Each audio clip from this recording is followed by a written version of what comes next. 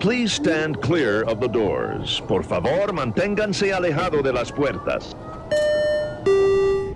While you're in sunny Florida, be sure to visit WARlando! Enter into a world of epic adventure. Hello and welcome. This is our 7th chapter, playing the D&D adventure Out of the Abyss.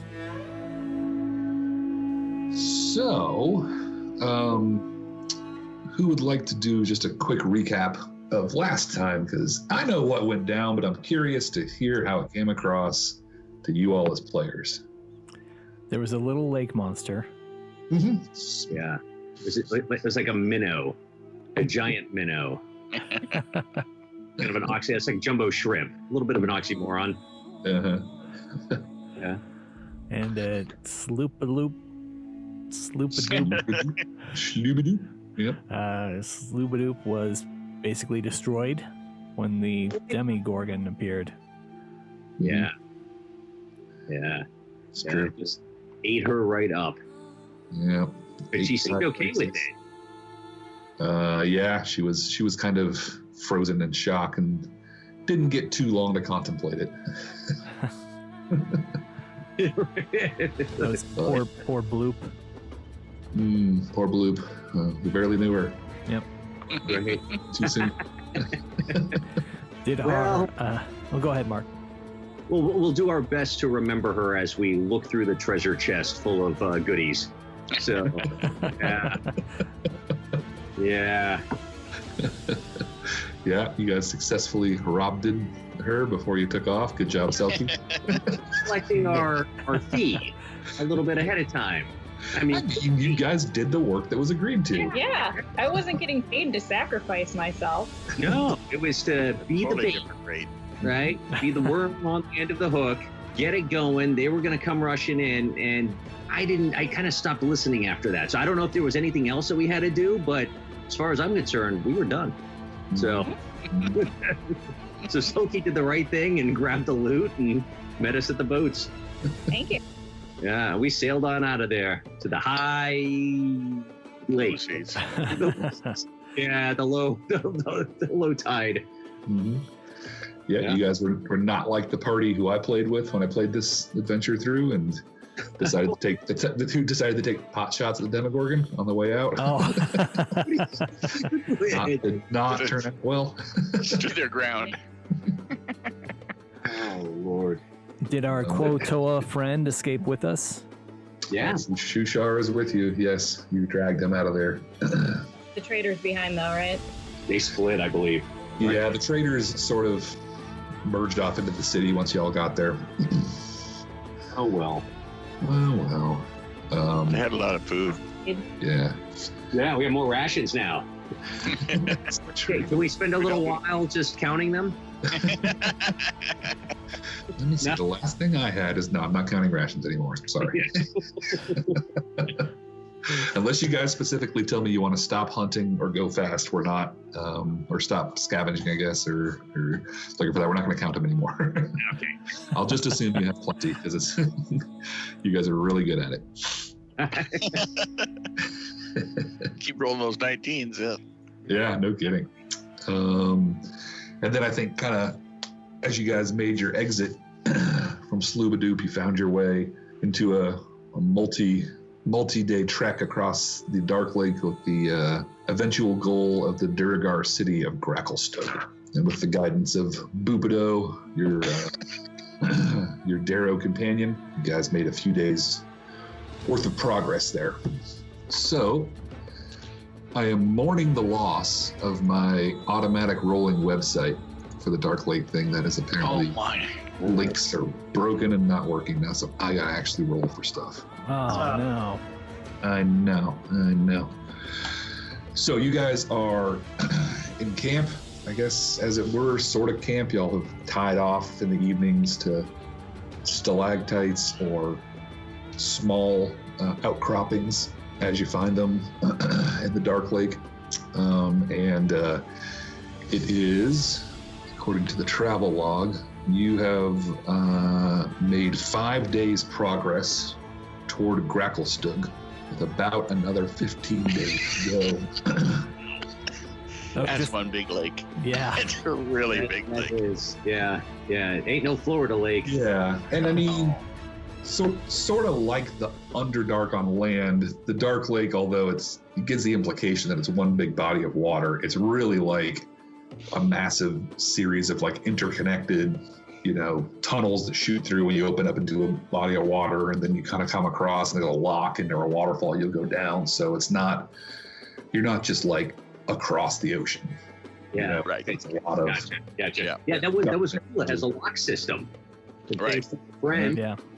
Yeah, and you guys found out that the Duragar centuries ago sort of navigated a lot of the Dark Lake and built these locks and put magically infused systems to sort of bypass some of the dangers, and then marked them with their runes. And so a crafty waterman who knows their way around can sort of use those as guideposts to keep from getting lost.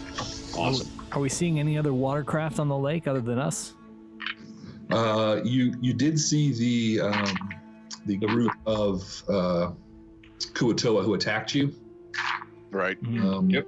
And they sort of, you gather that they sort of tracked you down, as crafty seamen will, across the Dark Lake, and found you there. But you guys made short work of them.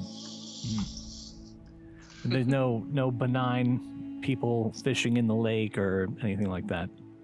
No, not too much. It's pretty ominous. So I think it would be, if you were to see someone fishing in the Dark Lake, it would be a bit odd. Wow. Okay. Like no travelers whatsoever. Right. And here we are, Yeah. totally blind and not knowing what to do. Well, And nobody local would even go out here. I know. Yeah, That's a big thing. That seems right. And so is there anything you guys wanted to do before you set off for day 15? Let's see, day 15. So this would be day 15 since you left Velkenvel, the Drow Right. prison camp. Wow. And this Time is, flies. this will be the That's cool. I just want to keep fishing. I'm cool with that. this will be the start of the 6th day since the incident at Slubadoop. Yep. He's got his line in the water all the time. He's fine. Yeah, just trolling along. Are we hearing anything? Any? Is it quiet? Are we worried that the Demogorgon's tracking us? No, you get the impression the Demogorgon isn't much one for stealth. Yeah. You would really know if he was getting close. And no, it appears he made a clean getaway. Yeah, that's cool. I figured he'd be laughing the whole way. He did kind of Yeah. sneak up on us while we were. He had a lot more to eat. I mean, Yeah. level of. We may have been occupied a little bit, the whole about to get sacrificed thing, and Burning the town down. yeah, Mm-hmm. and all the weird fish people language. Okay. All right. Fair enough. All right. So yeah, nothing special before we take off for the next day. Yeah, I'm gonna say nothing special. Just maybe going through gear. We've gone through the chest. We've taken inventory of that. And I put that all in the loot channel for you. Yeah. So everybody's got that. Okay. So some good loot, some scrolls, right? Potions. And I'm not going to track y'all's inventory. If you use stuff, just make a note in there. Or spend it old or whatever. I'll dump in whatever you guys accumulate, but it'll be on our system to track all that stuff. Okay. Yeah, I figure I meant to do this on the character channel, but maybe I'll do that next time. But I kind of wanted to spend the time on the lake just to get to know all the other cast of characters, especially the ones on boat A. Right. AKA the boat that matters. Boat that matters, not the red Not shirt. red boats. shirt boat. Exactly. Yep. Okay. Well, I'd like to know, Yeah. our Darrow friend, what can we expect at our arrival in the Dwargar town? He's like, yeah, good question. So listen, these Duragar, you know, they're not really known for their hospitality, if you know what I mean. So it's probably gonna be a little tricky getting in if we can't bribe or talk our way past the guards at the gate. Well, you know, slaves, chains, that whole bit again. But yeah. So it really is a good idea to come here. Perfect. It sounds like we're just switching Drow for Dwargar. Yeah, right. It's like They're on a pretty equal plane. Yeah. Bubido says, yeah, but my people there, the Darrow, they also live there, and we got a little something up their sleeve there, you know. Right, but they're the ones still in chains, right? Well, they're, you know, I made my way out, but a lot of them are still sort of a lesser class there, sort of used in the labor, and the Duragar they have no moral quandaries around using us, using my people to build their furnaces and their kilns and carry on their experiments. What kind of experiments? So, man, well, what Hamill told you, and he's referring to the Duragar. You guys, he's tagging along with you now.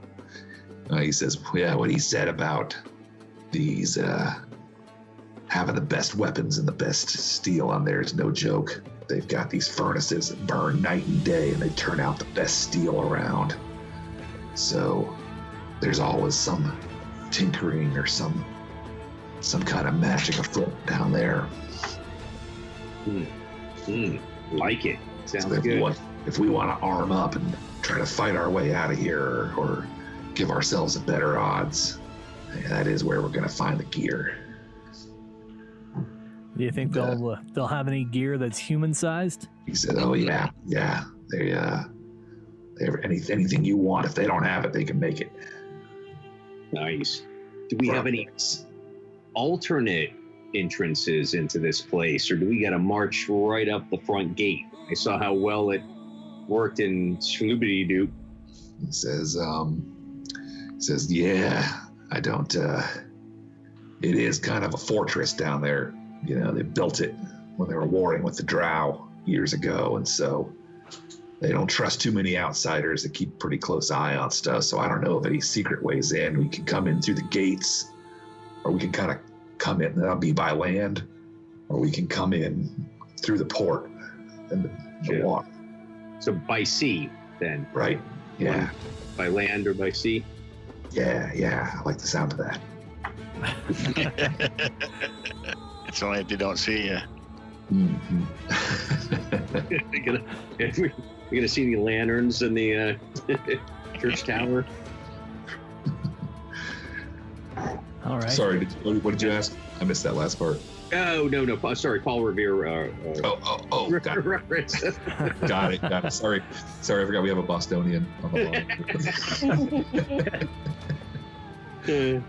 So yeah, if you guys don't have anything else for Bubido, he'll sort of be like, "All right, let's get started here." And then as he kind of sort of starts to unlash the boats and push off, Fargus Rumblefoot will speak up and says, "Just before we go any further," and he sort of has been like, he has this like piece of parchment that's like mostly wet, and he's sort of been turning it and looking at it and looking around. He says, I'm not sure, but I think we're getting close to this tomb." Ears perked up. This tomb?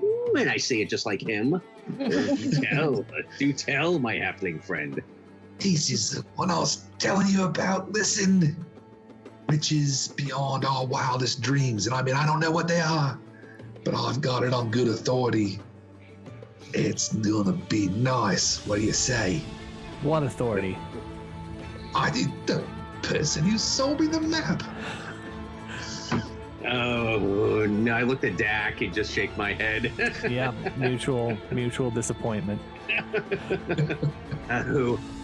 Was he also peddling magic beans by chance? How did you?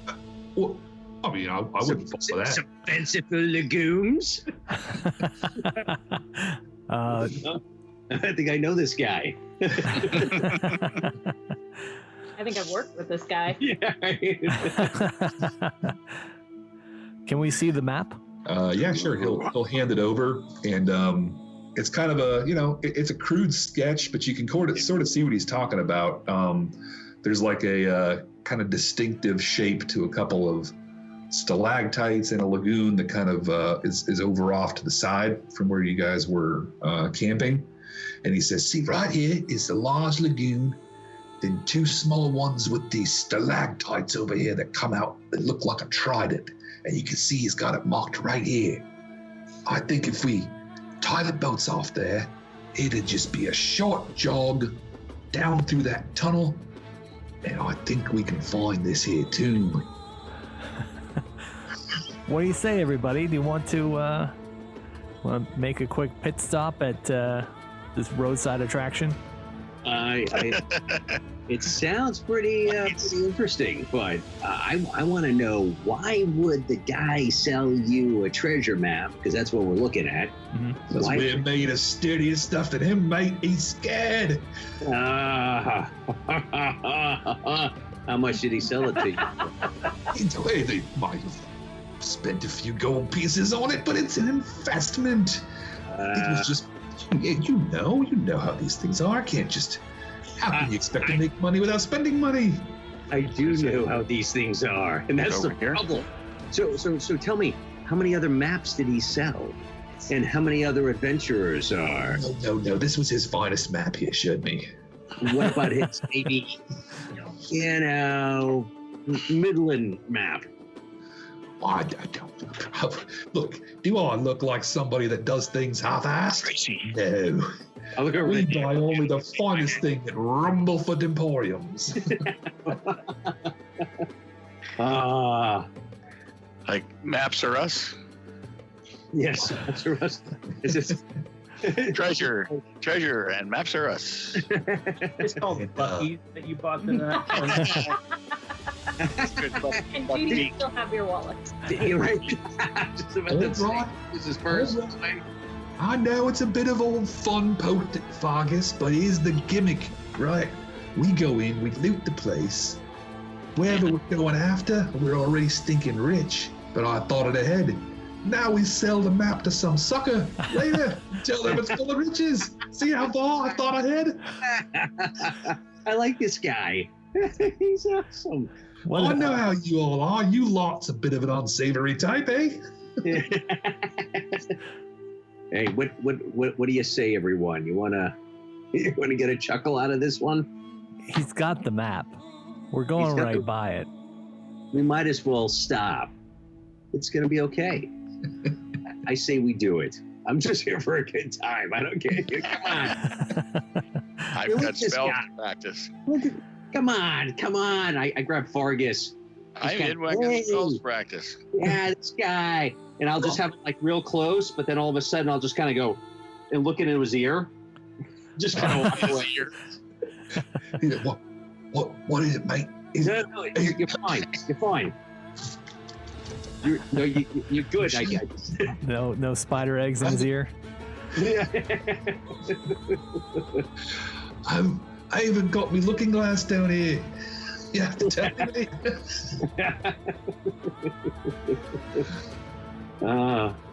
I say we go. Let's take a look at the map. I feel it's going to be like a Goonies adventure. Yeah, and it's a lot. It's a little bit like that Goonies map, right? It's like like little. Here's you can see what he means about the geographic features. But then it's just like dot X. Big X.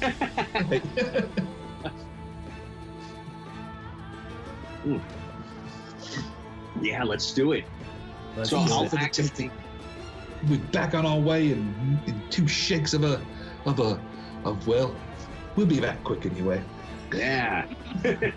Of a tiefling's tail. I wasn't gonna say it. Didn't want to offend you, mate. Oh, you can't offend me. I've got a tail. So who's the NPC that likes to flip the coin and do a little gamblage? Jim Jar. Yeah. Jim Jar. All right. Yeah. So I'll look over at Jim Jar and I'll say, "Hey, you want to play a little? You want to do a little? Want to play a little game? See, maybe a little winnings for part of your loot on this treasure." What have you got in mind? So I'll pull out this dice that I have, this die that I have in my pocket, and to a DM you may recognize just an ordinary dice.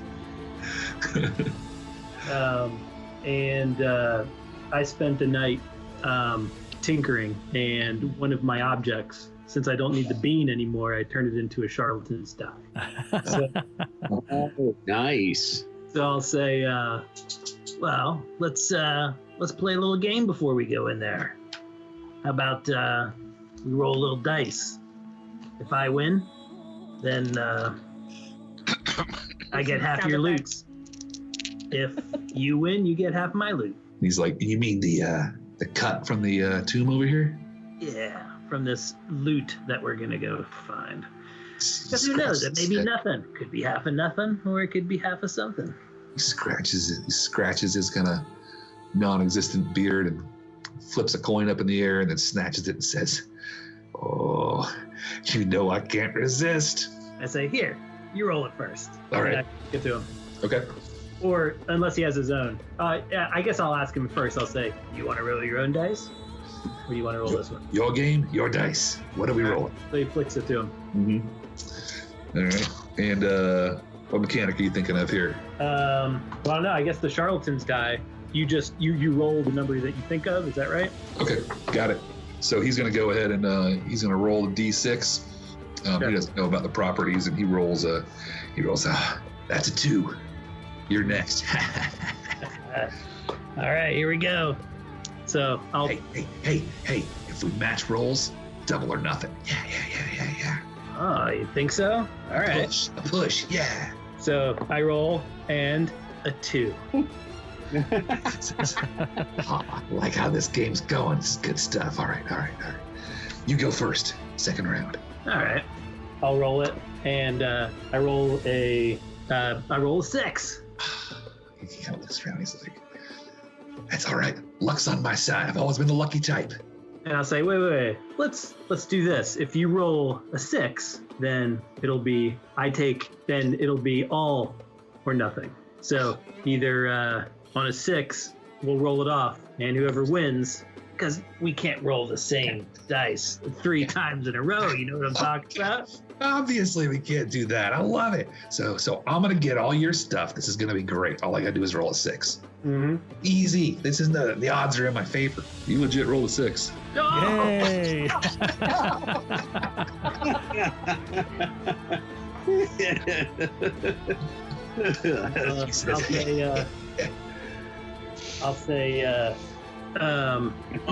Then I'll say, well, why stop there?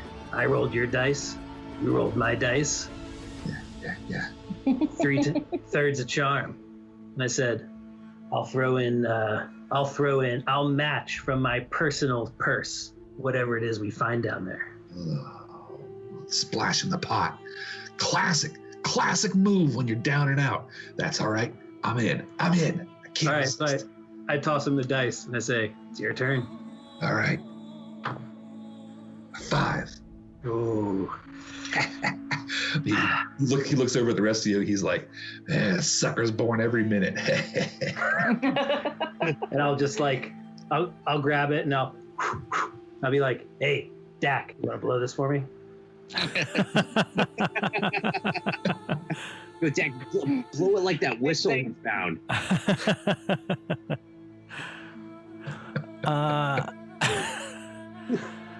I don't blow on a goblin's dice. That's it. And I'll just turn it, like, while I'm looking at Dak, I'll say, hey, it's all right, game's a game. And I'll just toss it behind myself, like back towards Jim Jar. Jim Jar's like, hey, Ron, help me get all this loot on the boat. This dumbass just gave me all his treasure. And I roll a 6. He goes, And I say, what is it, Jim Jar? I didn't even see yet. And I'll turn around. and he's such a gambler that like he could hear the 6 roll, right? He's like, Yeah. What the? He says, well, all right, fair is fair. Let's settle up when we get out. Once we get all this loot out of this place. All right, sounds good. You cleaned me out. Yeah, I'll be nice. Don't you worry. Awesome. Okay. That was it. Yeah, great. So Clocks will be entitled to Jim Jar's share of the loot here, or any loot if it exists. Correct. Yes. He loses a hand. Does Jim Jar lose a hand there? Yep. Did Jim Jar what? Did Jim Jar lose a hand if he does? He's losing a hand? Yeah, is he like betting with his flesh now? Oh. If I lose, he can chop my hand No, off. I just think if, opens up door number 1 and gets his hand chopped off. Oh. Oh, yeah. Then am I going to get my hand chopped off? Yeah. Fargus just kind of like rubs his hand. He's like, oh. Wouldn't be the first time. I see like that movie 4 Rooms with the Quentin Tarantino right. The cigarette snipper in the finger. Oh. Yeah. All right. Anything else before you guys go to investigate the lost tomb of Cain? No. Let's do this. All right. We need to roll anything?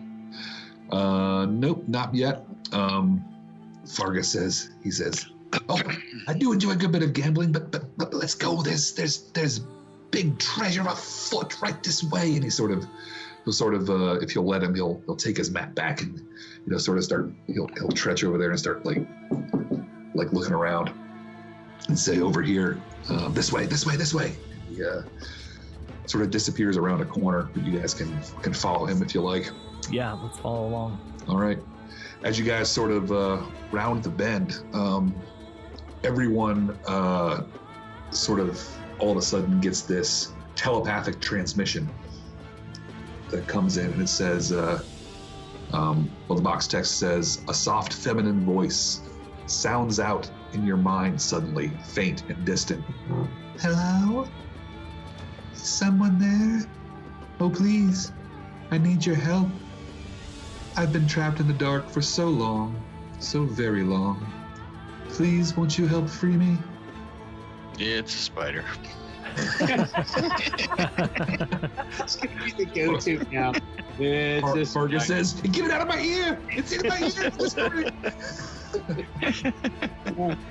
Now, what's the situation? Can I perceive where it's coming from? It's just sort of minds, and there's nothing audible, so you guys all would kind of have to like look around and see if everybody else heard too. Does this remind me of anything like that trippy dream I had?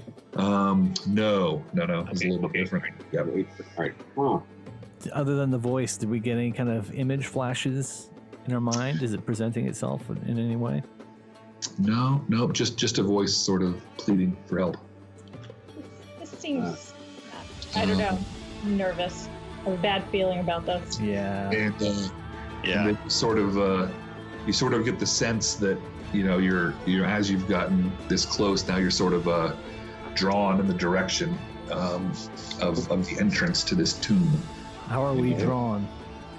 It's sort of a kind of part of the signal. You just feel like, just go this way, and so he got you close with the map, but now that you're in the area, it's like, it leads you up to this sort of, you'd easily walked right by it, but there's a dirty marble wall with a deep set door made of bronze encased stone, which has gone green with age.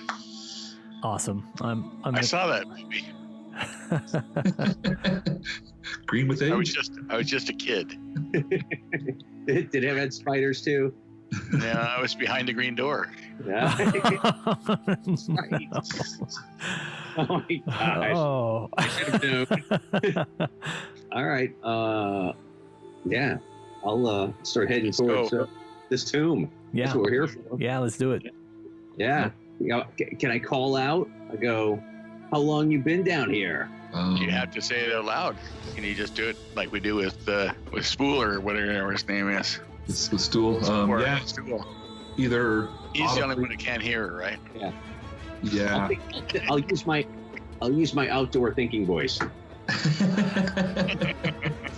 You just go like, yeah. But whether you call out audibly or whether you sort of transmit your thoughts, you don't get a response. Really? Okay. Yeah. Huh. All right. So there is a door in front of you, which is.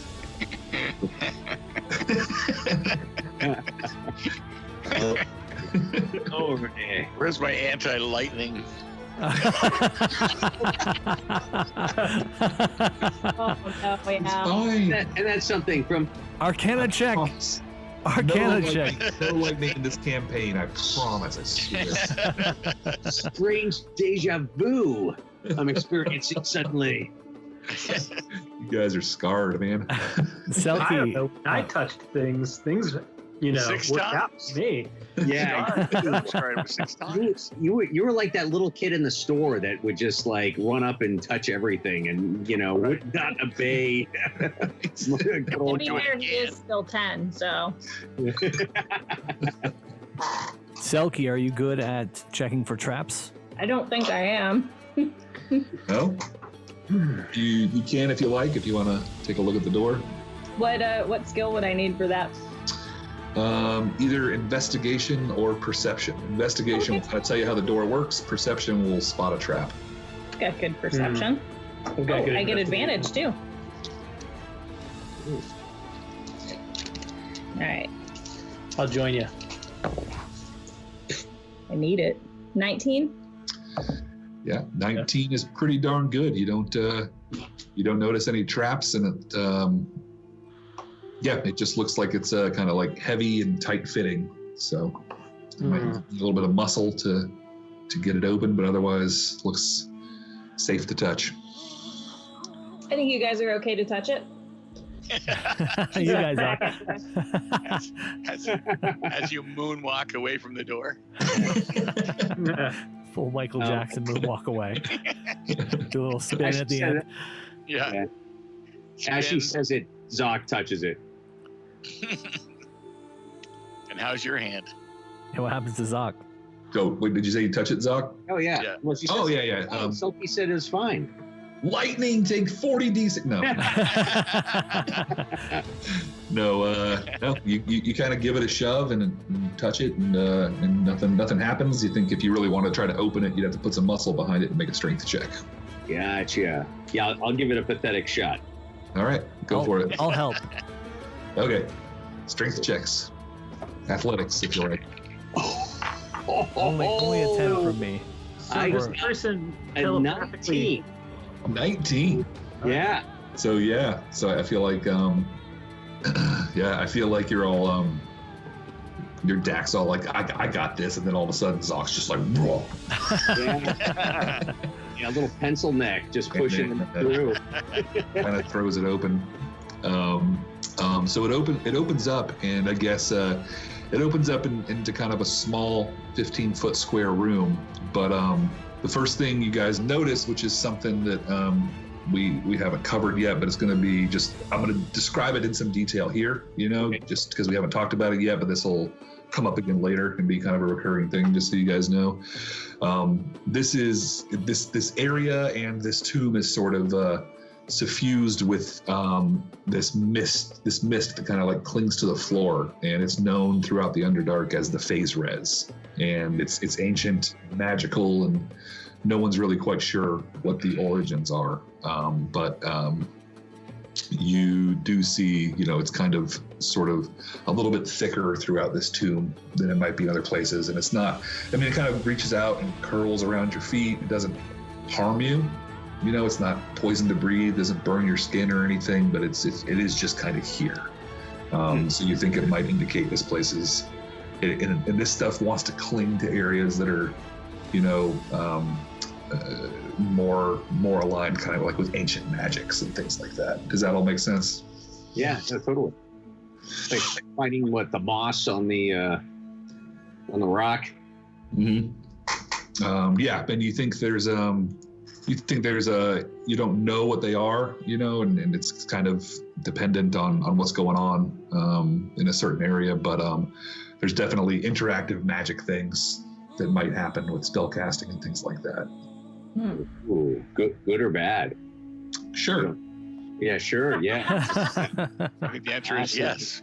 Yes, it is. Ah, nice. All right. Just sort of this chaotic and unpredictable magic energy. You know, it might make something you're doing more powerful. It might make it backfire. You know, it might be totally nothing. But all right, that works for me. All right, so 15-foot room. Is it like circular, square? How is it? Just Yep. I will read the description. Where'd it go? So you guys kind of you look around in there, and if you look off kind of to your right, there's a stone diorama. And I think that you had a successful history check from some time ago, Dak, when Fargus first told you all about this. Okay. And this is known as the Lost Tomb of Kine. And since you were successful in that history check back then, you kind of recall that you remember a story from who knows how long ago of this sorceress named Bresis Kime, who was a Netherese noble and went missing some time ago, and no one's quite sure what happened. And this diorama, made of stone toward the entrance, is a kind of a depiction that you remember seeing in the story you read. Okay, and Netherese, is that a people or a place? It is. It's a Netherese. So the people of Neverwinter, I believe. Okay. Unless I got it. Nope, Netherreal. Sorry, not Neverwinter. Okay. Different town. So yeah, it was a kind of an ancient nation known for its magic. Dark-haired, fair-skinned humans and elves. Okay. And so in this room, you also see there's this vista painted on the wall. It has kind of like floating cities, like just painted across there. So kind of you get the impression that this is definitely some foreign place, a magical land you've never seen before.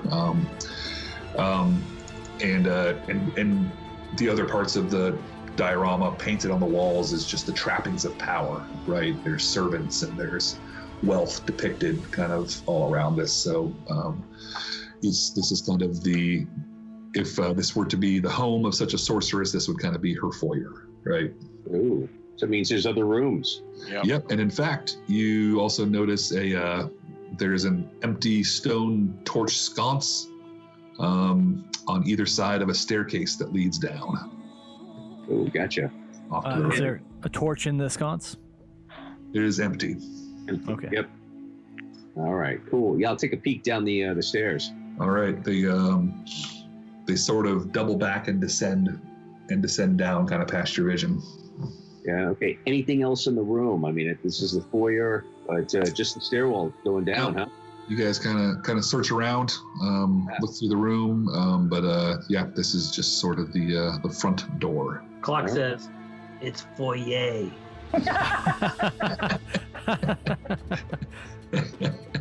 The foyer has already been looted. There's nothing here.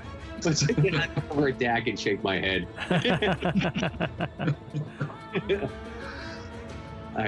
All right. Well, I'll. Other features of it, it is dark in here, so those of y'all out the dark visions will need torches or whatnot. All right. I'll light a torch. Yeah. All right. So, would you all like to descend down the stairs? Yes. Yeah. I don't mind taking point. Yeah, I think it's pretty tight in here. So, unless you guys really object, I think we're going to do this as a just the group type situation. The NPCs will sort of guard the entrance and hang back. Okay. Because it's pretty tight quarters anyway, and I don't imagine you're herd of all these. So Fargus will go with you because he's. Oh yeah, totally. Yeah, this is his deal. Yeah, but besides that, it'll just be the 5 of you. Okay. I'll tell Jim Jar, hey, you hang back. This You can trust me. yeah. Your what do you call it? Your cut's mine anyway. So He flicks his coin up in the air and says, "This one's yours too, technically, but I'm gonna hold on to it for now." And then he gives you a little wink and a twinkle of the nose. Okay, so let me have a marching order. The stairs are single file. So what is the marching order going down the stairs? I'll take point unless someone else wants to. Okay. Is it dark? You got a torch? It's very dark. Yeah, I'm totally cool with you taking point, Dak. It's all right. You go first. I'll go second. Okay, Dak, Zoc. I go third. I'll go fourth. Mornilm. I'll say, yeah, Selgie, allow me. After you. By And all Fargus means, help says, yourself. Fargus says, "That's just perfect. I'll stand back here with Madam Selkie and navigate." I immediately regret my decision to linger in the back. But we're going to be so rich when we get out of here. It's fine. It's fine. And this way, you're the first one up the stairs. I'm just so small and insignificant, and they've got all these big, giant, brave people willing to walk up front. So I said, great. Fox says, Yes. what do we need the big brave people for? To carry the big brave bags of gold. Right. This one knows. See, Fargus isn't too much with the old strength, but we've got our wits, and you guys will sort of descend down these stairs, and they double back kind of more times than you expect. And you think you've kind of descended past like 3 landings, and gone down probably about 100 feet before you kind of break into the next room. So you're kind of well underground, and you open up into another similarly sized 15-foot square room. And when you get down there, this room has shreds of dusty tapestries that are lying all over the floor, and there's friezes on the walls that have been sort of defaced. So there was kind of some kind of portraits drawn here on the walls at some point, but they've been sort of scratched off. There's also a altar of pale gray marble, which is gouged and cracked against one wall. Okay. How big's the marble? How big's the altar? Probably about 5 foot by about 2.5 feet. Not quite human size. I'd like to investigate the altar. All right. Anybody who'd like to, you can roll investigation checks on this room. Yeah. I got a 6. Ooh. I got a natural 20. Oh, buddy. Ooh, I got 23. All right. So y'all that beat a 13, which I think is Zoc and Clocks.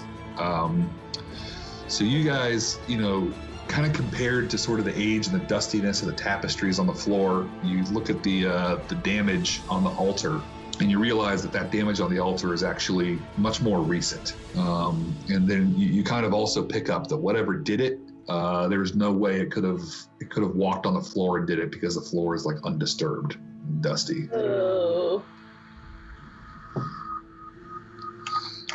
There is also a door exiting the room to your right, and another one directly across from you.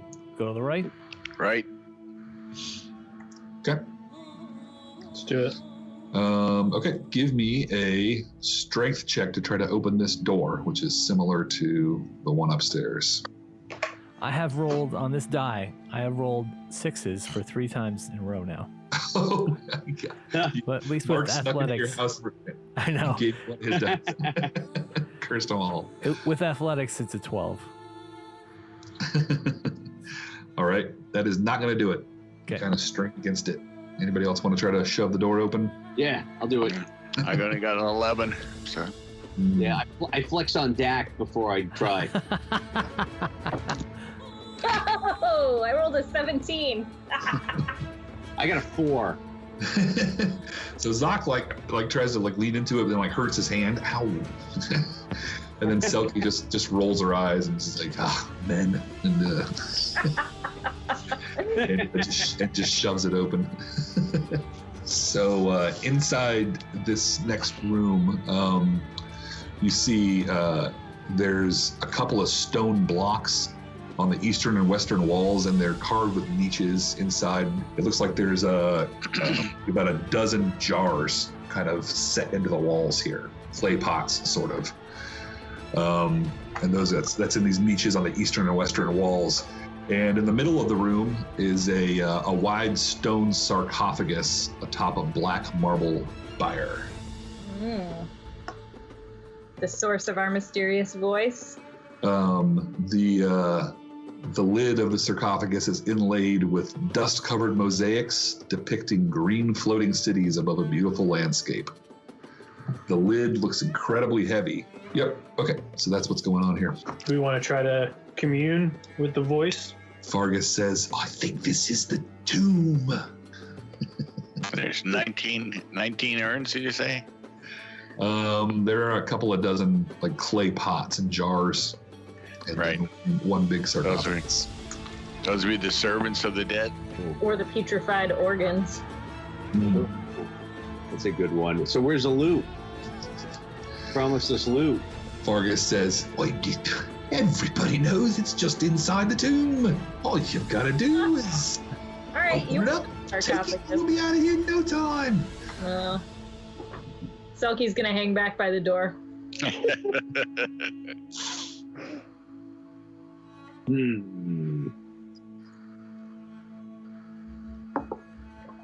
All right, I'm willing to open it if no one else is. That's a bad idea, friend. That's a real bad idea. Yeah, why don't you make the halfling do it? Shake the servant.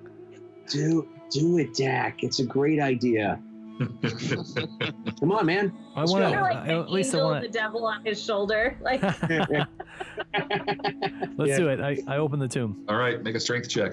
I changed my dice, so this time I rolled a 5. You know what? Zoc is going to try to open it. He flexes again on him, but not too hard because of his hand still hurts. Natural 20. Yeah. Yes. Yeah. So the lid looked heavy, but like you just go to you just lift it right up, and you realize even though it looks quite heavy, it's actually seems like there's some effect on it that's made it much lighter, and you just kind of pick it right up. And as soon as you open it, you hear a booming voice call out through the tomb. You have disturbed the tomb of Byssus of Kime. Accursed are you, most miserable of creatures. And I need everyone to make charisma saving throws. Yeah! I told y'all it was a bad idea. You're here too. Fair. Charisma, that's the thing I don't have. Well, you should have waited to roll. 24 over here. Finally got a good roll. 24 is successful. 16. 15, 15, 16. 10. Zoc, you got a 10? Yeah. All right. Is anybody else below a 15? Me, 12. Oh. All right.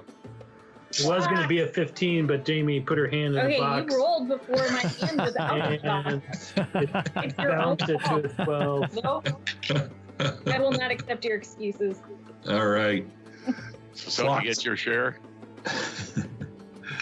Clocks and Zoc, you are affected by the curse of this. Of course. And you will both, while it is activated, you will have disadvantage on attack rolls and saving throws. Okay. Well, what's it activated? I'm sorry? The curse. Oh, the curse. Okay. Yeah. And inside the sarcophagus, you find a life-size statue of Byrsis, the sorceress of this tomb. And it's sculpted and painted to make it appear that she is resting comfortably. And no treasure. Aw. Damn it, Fargus. Oh, and Fargus. What is Fargus's charisma? Okay, Fargus is good. All right. Yes. I think we're gonna smash that thing. Well, maybe they put it behind that other door. Maybe it's under the stand. He looks under Let's there. just whip her tomb over. He said, "Good idea." Yeah, have we investigated the tomb itself? Statue. Yeah. You can take a closer look at it. It's sort of that description that I read, but it's the statue itself is like in place, and no matter how hard you pull or try at it, it's sort of in there and stuck, and so it can't be removed. Smashing idea. Jasmine painted over gold. Yeah, there's like some dusty inlaid gold in the painting and stuff like that. Like nothing incredibly valuable, but it's clearly her likeness. So you said we can't move it no matter what we do. And it doesn't appear to be any kind of like mechanism attached. No, you have searched it thoroughly, and there's not any switches or levers or kind of any way to pull it up. Okay. I'm going to use a cantrip, and let's see. I think my cantrip is Mage Hand, and I'm going to slap Fargus. All right.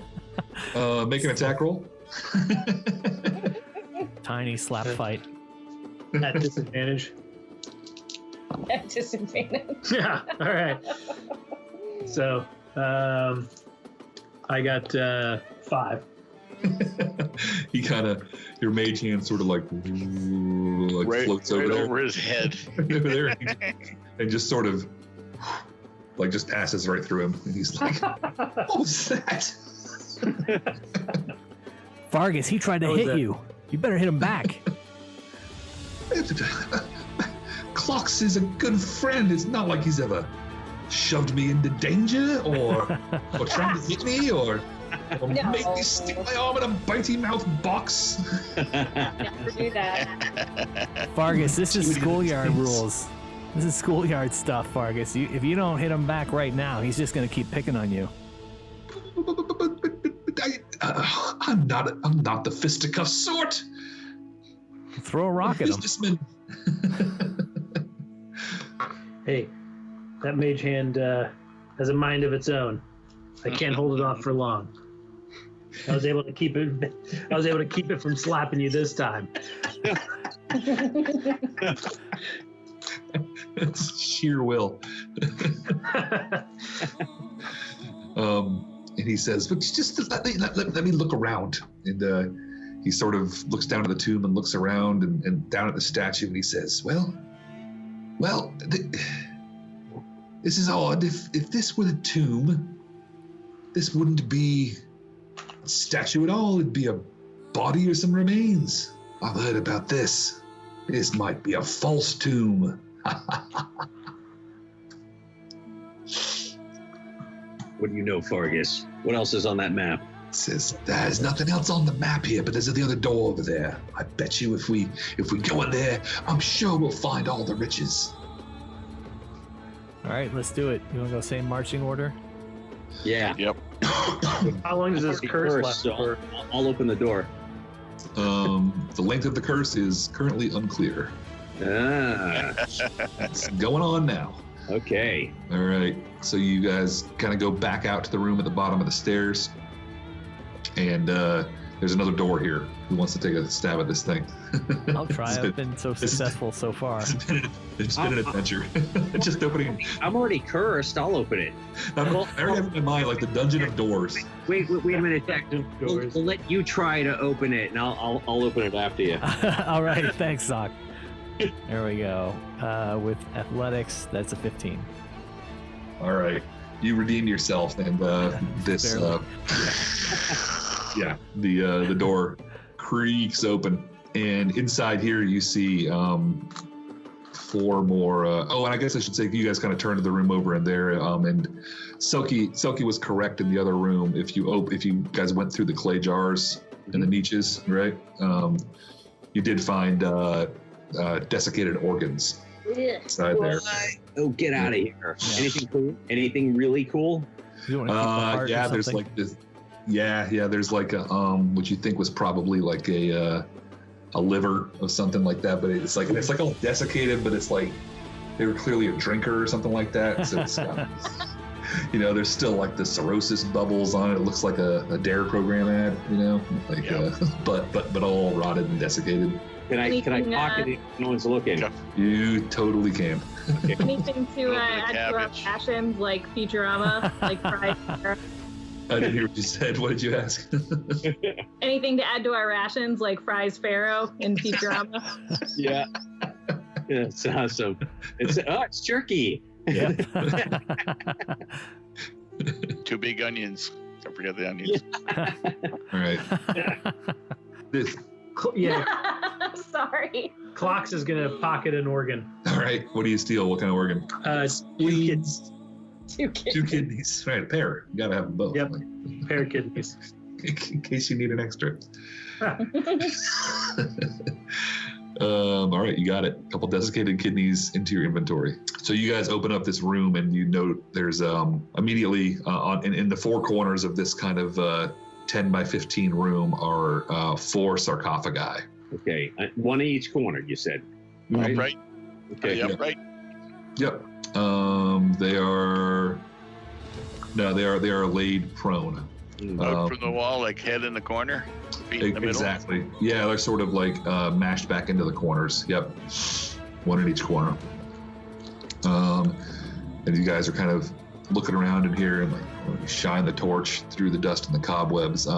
Anybody who'd like to may roll perception. I'm not even gonna bother telling you. Yeah. 19. I got a natural 20. Ooh. Nice. Real nice. So you guys notice, you see like these closed sarcophagi here, and you're sort of looking around and just treading carefully. But you notice the one kind of in the northeast corner that would have been really easy to miss, but it looks like it's perhaps like on rollers and might be able to be moved aside. Ooh. Very nice. Easy to vacuum under. Mm-hmm. Yep. Yeah. Let's roll it out of the way. Let's go check it out. Say more Mornhelm, you seeing what I'm seeing? Yep. Let's give it a roll. Yeah. All right. And as you guys touch it and try to move it aside, immediately, like, you just hear this unearthly scream as these 4 creatures sort of pass through these spectral creatures pass through the lids of these tombs and howl at you in rage. And let's roll initiative. All right. Ooh. Oh, natural 20. Well, Nice. I'm feeling terrible now because I got another 20, You got you're showing off now. which means that I'm screwed from here on in. Oh boy, yeah, you saw how I did it. I got a 19. All right, let's see. So I heard a natural 20 from Mornhelm, Yeah. and I heard what'd you get, Selkie? Natural 20. Also a natural 20. I think Selkie's dex is probably higher. My dex is 16. What's your dex, Mornhelm? 1. Right. So Selkie's gonna go first, and then I think I heard a dirty 19 from Zoc. Yep. Where are you at, Clocks? 9. Class. 9, and Dak. 6. All right. And Fargus, how'd you do? Ooh, look at Fargus up there. Ooh. And then let's see how these creatures do here. None too good. So we're gonna have.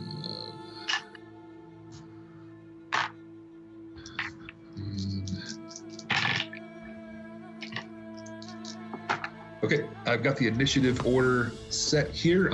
So these sort of incorporeal, cloudy figures just rise up out of the lids of the sarcophagi in each corner of the room and scream and rage at the disturbance of their slumber, and look like they are every bit of ready to do you harm. But with a couple of natural 20s at the front of the initiative, Selkie is up. Yikes. So they look like they don't have physical bodies? Right. Yeah, they're definitely like, their feet are not like touching the floor, and this is, you guys think this is what probably did the damage to that altar in the other room, because they kind of slip out and move pretty freely about through solid objects and things like that. I'm going to be worthless against these guys then. I guess I'll try swinging my scimitar. All right, the closest one to you, make an attack roll. All right. That would be a natural 1. Oh, that will. Yeah. Unfortunately, that is first armor class. So. I know how you feel. Anything else on your turn? I don't know that there's anything I can do. I guess I can shift, but I don't know that that's gonna help me any. It's pretty tight quarters in here, moving around. Yeah. You can make it for the door. Make a run for the door. Peace out. Just don't slam it behind you. Way Selkie. Well, Never open the door again. yeah.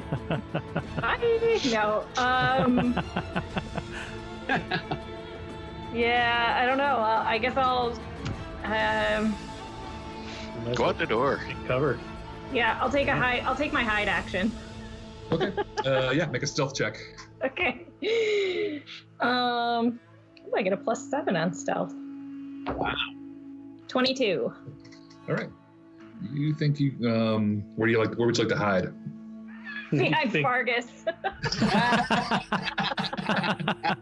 It's a rascal who brought us here. Madam Silky, what are you doing back there? Halfling shield. Yeah. It's my least favorite shield, but very well. All right, Mornhelm, you're up. Okay, I'm going to shoot a firebolt at the closest one to me. Okay, make your attack roll. 13, 17. Yeah, 17 will hit. Okay, and it's a D10. All right. But only one. And it's 5. All right, so that one takes all 5 points of damage there. And he sort of howls at you. Anything else on your turn? I'm going to go hide behind Faris too. Right. You move over there. I just back in on the other side of the moving sarcophagus. Mm-hmm. Yep. All right. I gotta get these stats for Fargus back real quick. Hold on. All right. Zoc. Yeah, I'll make the What's sign of the do? group Yeah. and fire advantage and Eldritch Blast at him. Eldritch Blast at the one that was damaged already? Yeah. Okay. All right. I got my lowest one is a 15. All right. A 15 will hit. Awesome. Hell yeah. So that's going to be do 6 points of damage. Okay. He is bloodied. Yeah. Looks like it's these sort of parts of him are sort of starting to discorporate a little bit as your force kind of rolls right through it. Anything else on your turn? I'll kind of creep back to a defensive position. Okay, gotcha. Everybody. Fargus is up, and he's got Selkie hiding behind him. He sort of shakily brings up his hand crossbow and goes, "Get back, you devils!" And he'll take a shot at them. And he hits. God dang it, too many things open. More monitors. And I do. Yeah, I only have 3. I need more. Yeah. And his bolt sort of flies through the specter, and it looks like it did some damage, but maybe not as much as it normally would have due to their incorporeal nature. Here's your damage, Fergus. Okay, so it takes a bit more damage there, and he'll sort of hold fast in his position. Clocks. Okay. I'll and there's 4 of them, right? There are 4. Yep. One of them has been pretty beat up, and there's 3 undamaged. Are they right near each other? There's sort of one in each corner of the room here, where they kind of came out of their sarcophagi, so they're not. They're not near each other. The room's pretty small, so like the ones that are the farthest away from you guys, they're only like 10 feet apart. Okay, I'm gonna do I guess I'll do. I guess I'll just cast catapult. I'm gonna pull out one of the kidneys from my pocket. And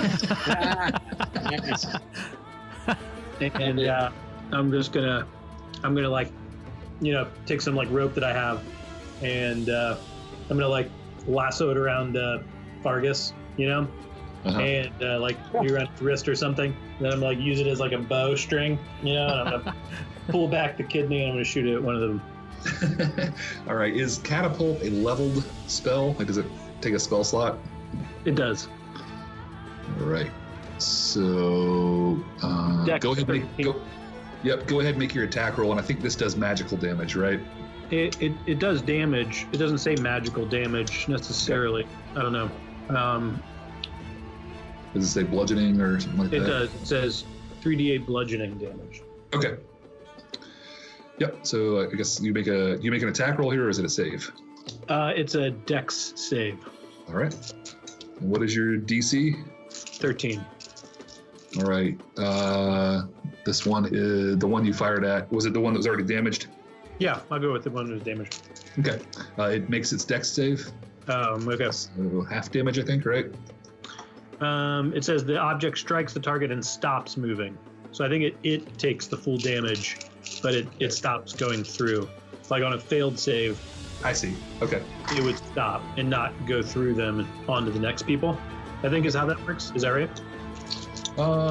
Yeah, I'll go with that. No, I don't know that spell specifically, but let's roll with it. Okay. It'd be 9.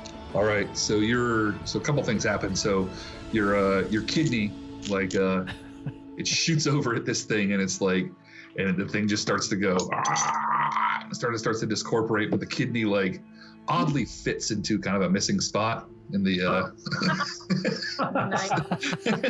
I wondered. he kind of like goes, and he looks down, and he goes to like to die and discorporate, but he kind of like looks back at you and just goes. Gives you the thumbs up. Like Terminator melting into the steel. He's partially restored. Yeah. Right. He'll go into the second version of the afterlife with something else. And because you cast a level spell within the phase res, something happens. I need you to roll a D100. Oh, this could be exciting. Mm-hmm. 98. Whoa. The higher the better, right? We'll find out in a second. Not necessarily for chaos. Yeah. So the effect is you're surrounded by a faint ethereal music for the next minute. Oh, Get out of here. Does the music do anything, or is it just like some jams? Yeah, it's like, whatever. It's whatever you want, man. It's the cool jams at the end of it. All right. Anything else on your turn? One specter down. I think I can do a hide as a bonus action. Yep. You gonna hide behind Fargus too? Yeah, hide behind Fargus. This parade of people crushed. The worst shield ever. I have 13. All right. Noted. If they look around for you, we'll have that ready to go. So Definitely gonna elbow everyone else who's hiding behind Fargus with me and be like, I was here first.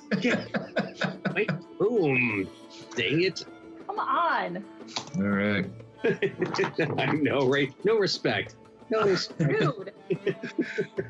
So one of the specters in the first group here has been killed, so he won't get a turn. But the second does get a turn, and it's close quarters. He'll sort of float over toward Mornhelm, who he can see, and he will make his melee spell attack. What is your armor class, Mornhelm? It is. If I throw up shield, can I do that now? Yeah, he is going. He is probably going to hit. He has a 23 to hit. Okay, so it goes up +5 bonus, and I have a 19. So your total is 24. You got a 24. Okay, that will turn a hit into a miss as your shield spell goes off. But you cast a leveled spell. Oh. So I need you to roll a D100 for me. Roll the music one again. 70. Where's 10? 72. 72. All right. You, Mornhelm, gain resistance to all damage for the next 1 minute. Nice. Get out of here. Damage. What? Reds. Yeah, but I got music, so Yes, and there is something to be said for that. That is kind of cool. That's a little cooler. All right, that's it for the Spectre, the first group of Spectres' turn. Dak, you're up.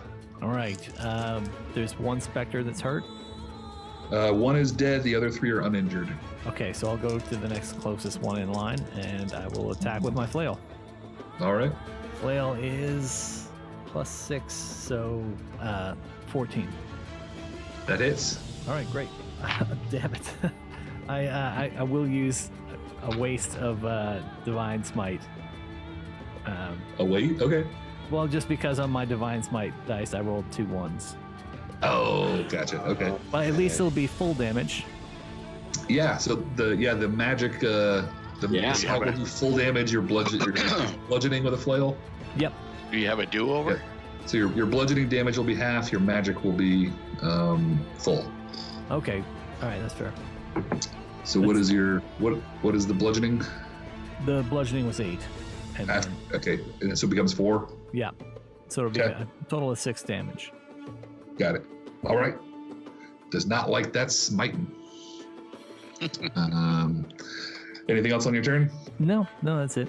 Okay. No, maybe I should hide behind Fargus. A wee bit crowded back there. It's just a little halfling fella. No, But you should be close to falling out the door, though. no, I'll just stay where I am. All right. The one you attacked will take a swing at you. It was melee spell attack. Dak, what is your AC? 19. And he will miss. Barely. His clawed corporeal hand just barely whizzes by your face as he takes a swing at you. The other one will take a swing at Fargus. Yes. Okay, so we're gonna hold him up out in front of you. And he's gonna hit. Fargus taking one for the team. It's like, it's so nice of you to say, Madam Selkie, that I'm part of the team. As this thing. Oh, sure, bud. This thing hits him for 10 damage. And then he has to make a con saving throw, which he succeeds on. And then there is, back to the top, Selkie. 1 injured specter, 2 full health. Yeah, I still don't have any magic, so... Yep, so your teammates are doing half damage, so that's something. Yeah, you have anything to help out your teammates? like anything I can... I don't know, because I'm not a bard this time. I guess I will just again swing with my scimitar. You said it's pretty close quarters, right? So they're within 5 feet. Yeah, you do think you're hidden right now. Yeah, that's true. So if you want to make ranged attacks while staying hidden, you'll have advantage. If you come out with your scimitar, it'll just be regular attacks. Yeah. Don't you have a crossbow? I do, but I didn't have it equipped. I only have I have a scimitar in each hand. Do you also get advantage if there's another party member within 5 feet? Right, yeah, that's what I was wondering if it was close quarters. Well, I'm definitely right next to one of them. Yeah, so hurt. Yeah, it won't. Well, you could flank them and get advantage if you want. We're putting flanking rules in if you want to do melee, but you will. If anybody's adjacent, you'll definitely get your sneak attack. Okay, yeah, I would like to do my sneak attack. Okay. So, and that would be a 12. The 12 hits. Oh, well, there you go. All right. Is this the one that Dak was fighting? Yeah, whichever one's already damaged. Yep, that's the one. 15. Okay, so that is slashing with your scimitars? Yes, I believe. Okay, so you said, what was your total? I'm sorry. 15? Yeah, slashing damage. Yep, so we'll take half of that. He'll take 7, and that one is bloodied. There you go. Yeah, your half damage is still pretty darn good because of your sneak attacks. Nice. Yeah. You can't just sick now, so. Yeah, you won't get sneak. You only get sneak attack once per round. Right. But you can still do some damage there. That's a 15 with the other one. That'll hit. So this will be. You don't get to add your proficiency bonus with this one because it's your offhand. Oh, okay. But I think you'll still hit. I thought it was just the damage. That would have been 12 without my proficiency bonus. Okay, it still hits. Yep. Okay. So then 7 slashing damage. Okay. Got it. And I think you might be right, actually, Adam. Yeah, I think you get your proficiency bonus to hit, but you don't get to add anything to the damage. Ah, okay. Yep, that's right. I had it backwards. Okay, nice job. Anything else? And if that was my bonus action, I don't think I can do anything else now. All right. The specter's like, he's taking quite a bit of your roguish blows here. Huh. Starting to fall apart there. The seam's a little bit looking pretty weak. Mornhelm, you're up. So if I do a non-detection on the sarcophagus I'm behind, can he see me? Maybe. Let's see. Interesting. I mean, it says you can't see the target, but it doesn't say that I'm invisible. No divination magic or perceived through magic screen or scrying. Yeah, he can still see you. This is more, you nailed it. It's protection against scrying. Right. It's being found, but he already knows I'm there. Yeah, but scrying is like this very specific spell. It's like one of the things Strahd used to use, so it won't help you here, basically. No. Okay. I asked first. yeah, no problem. Okay, I can use a cantrip more than once on a turn. They don't count as levels, right? Yeah, cantrips are fine. Okay, so I will hit him again with the firebolt. Okay, make your attack roll. It is 14. Yep, that'll hit. Okay, and it's a D10. 8. All right, that's enough. That one melts away, and sort of just the clouds just kind of mists away as the Dak, the one you were fighting, is no more. Okay. Anything else, Mornhelm? I just conquered down behind the sarcophagus. Okay, gotcha. Zoc. All right, excellent. We're going to try it again. Another shot at, I guess, one of the next ones, the closest one. They're all pretty close. Yeah. All right, here we go. Oh, wow. I got a 21 as my lowest. That'll do it. All right, excellent. That's going to be 8 points of damage. Okay, takes all of that. Not a fan of that old force damage. Yeah. All right. Anything else? That's it. Yeah, I'm gonna jump on one of the sarcophagi. All right, you hop right up there. Yeah, Looking like a badass. yeah. So I came in blasting. Start playing your flute. The you jumped up on one of the sarcophagi, and one of the specters kind of looks at you and goes, "Oh!" Like, that was his sarcophagi. Very upset. Fargus says, "That's right. You run, you evil devils. I'm part of a team now." And he shoots another crossbow bolt at one of them, and we'll hit again. And do. That's why we love them. Do 3 points of damage to that after the reduction, and we are to clocks. So there's like 2 of them left. Yep, there's a bloodied one and a full health one left. Can I get them both in kind of a line? Yeah, these two are pretty close now. It's pretty tight with your teammates here. So if you're thinking Cone, you're probably going to catch one of them, probably Dak. But what if can I?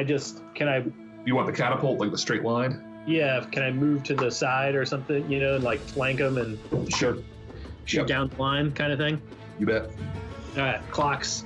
He basically is like, parkour, and he just like jumps out from behind. Yeah, does a little spin action, like a little cartwheel, and or somersault, whatever. And then he picks out the other. No, cartwheel's better. Stick with cartwheel. Cartwheel. Yeah. All right, so he does a cartwheel.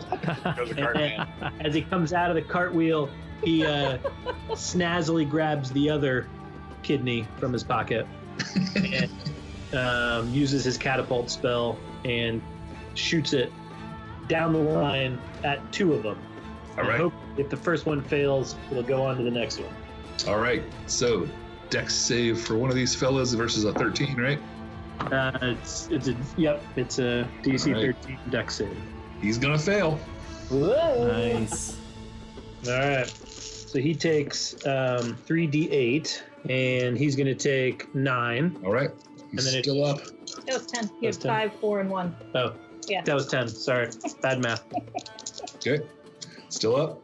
And then the kidney passes through and hits the other one. Uh-huh. All right. And he takes 9.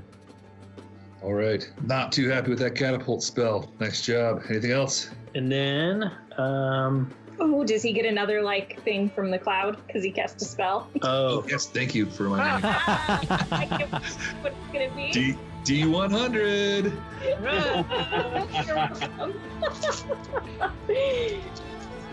I'm so excited. All right.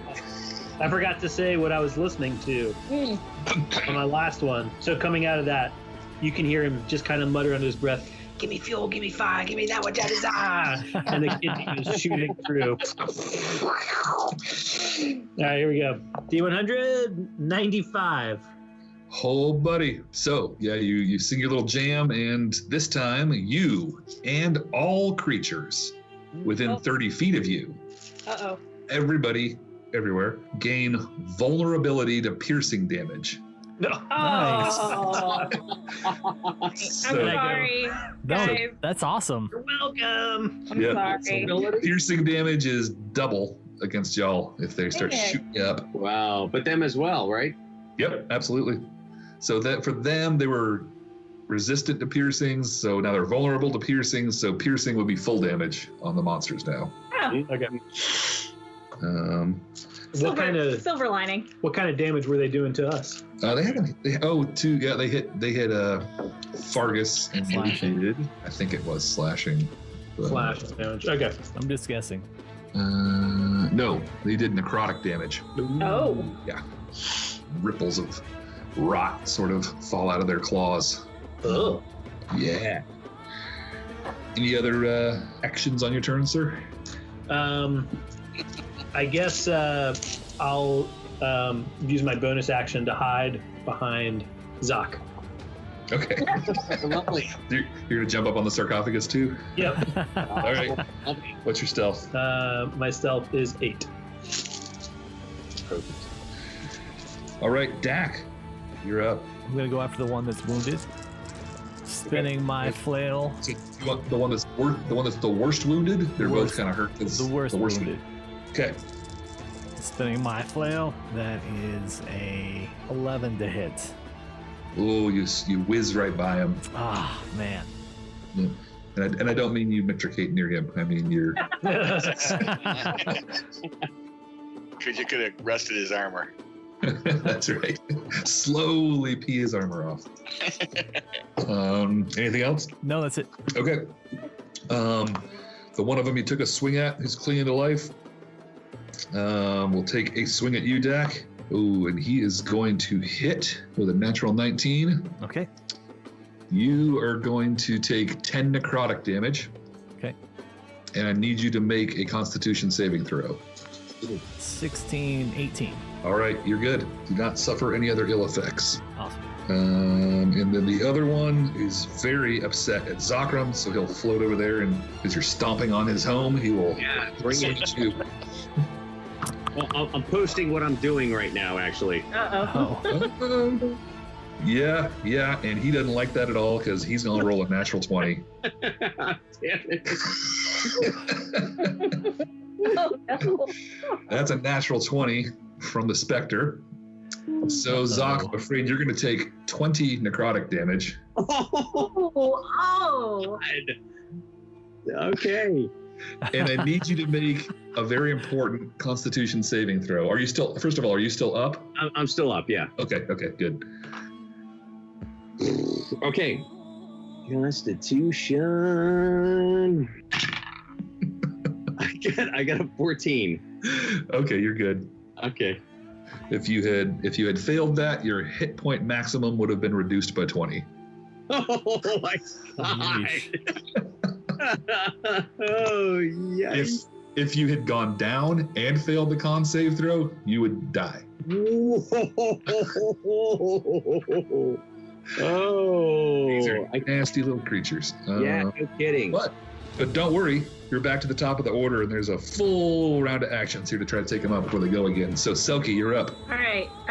Gonna do the double scimitar attack again. All right. 19 and 15. Okay, the 19 hits, and you cannot do less than 1 damage, so that one dies. Okay. Woo. And you can sort of spin over and use your other attack with your offhand against the other one. And that will also hit, and roll your damage on that one. That one is just 6 damage. All right. So is that already with the reduction or no? Oh no, that's not. That's just what I rolled. So. Okay. So 3. All right. Yeah. That one is now bloodied. Anything else? I don't think I can do anything else because my bonus was using the second scimitar. So. Yep. I think that's it. Okay, Mornhelm, you're up. There's 1 bloodied specter left. Okay. Green flame as I can. So I attack with my longsword. Yep. And scream green flame as I strike him. Yes. Yeah. Green flame. Green flame. So I'm gonna have to go back over here just a sec. So I want it to be right here. I don't have my little thing. Like it's yeah, little thing. Next time. It's got to be here somewhere. Yeah. Next There we session. There it is. Yeah. Yay! So the attack is longsword 17. 17's a hit. Okay, so hit for the longsword is 1d8 plus 3. Big money. Yep, 7 and 3 is 10. Now over to the other one. Green flame. He needs a. So there's only 1 left. Do you still want to burn green flame or no? Well, I want him dead. Well, yeah. I don't mind if he sparkles into death, but. Does green flame do damage to the one that you just hit, or does it just do damage to another one? Against one creature within 5 feet. On a hit, the target suffers the weapon's attack normal effects, and you can cause green fire to leap from a target to a different creature or choice of your choice, or you can see within 5 feet of it, and the second creature takes fire damage. Okay, so it's only fire damage to the second one. It can't be a creature of my choice. A different creature of your choice, I think, is the thing. So it's like you can hit one and then leap over and do damage to a second one, but there's no second one here. So it's just the 1 left. Yep. So you can. Okay, so 10 damage. Yep. So 10 damage. He takes half of that from him being incorporeal. Anything else? I don't think I have any. Well, I have lots of spells. 2 spells, but nothing. It takes another level, right? Yep. Okay. So I don't have a second attack, so that's it. Okay. Zoc, you're up. Oh, man. This one just clobbered you, and because you're rubbing your dirty Charlie Murphy feet all up over the couch. I forgot my bonus action. Damn it. Sorry, it's Rick James' dirty feet. Charlie Murphy's a James, right? All right, I guess I'll do. Damn it, I could have lit it up too. No, that's my fault. See, do I heal myself or no? Eldritch Blast. And that is a 16. That'll hit. All right. Oh, I'm sorry, a 12. That was my lowest. Yep, that hits. Oh, that hits too. Okay, excellent. That is going to be 9 points of damage. What's it look like when you kill this last specter? Ooh, well, I know I gained 6 temporary hit points. That's how it looks. Yeah. Yeah. So, I will, can I do as a bonus action? I will cast Mage Hand, but in the shape of a foot. And just pummel his sarcophagi. Just giant magic foot just rubbing the dirt into the rubbing it off. He said, fuck your couch. Awesome. Ever hear of Stompin' Tom Connor? Yeah. Oh, what's that? He's a Canadian singer, and he comes out and he puts a big piece of plywood on the stage, and then he spends the next 2 hours stomping it with his big cowboy boot. Yeah. You should look it up online. He just hammers that board constantly with his right foot while he's playing the guitar. Boom, boom, boom. I can see him up on the sarcophagus. Awesome. Okay, the specters are successfully cleared from the room. Loot the room. And, loot the room. Yep. You guys open up the 4 sarcophagi, I'm assuming? Yep. And 4 more specters. Do we want to do that? Do you? Yes. I think the little guy should open them all up. He's won it. Yeah. They already popped out. Come on. You guys push the lids aside, and Fargus's eyes get like as big as his head. He's like, "Don't you treasure everywhere!" And you guys find 2 gold bracelets worth 50 gold each, a ceremonial non-magical wand made of ivory. You find an onyx ring, a silver necklace. You have a ewer of beaten gold and a walking stick, which is made of varnished yew with a golden-shaped scorpion, like a handle. Oh, that's cool.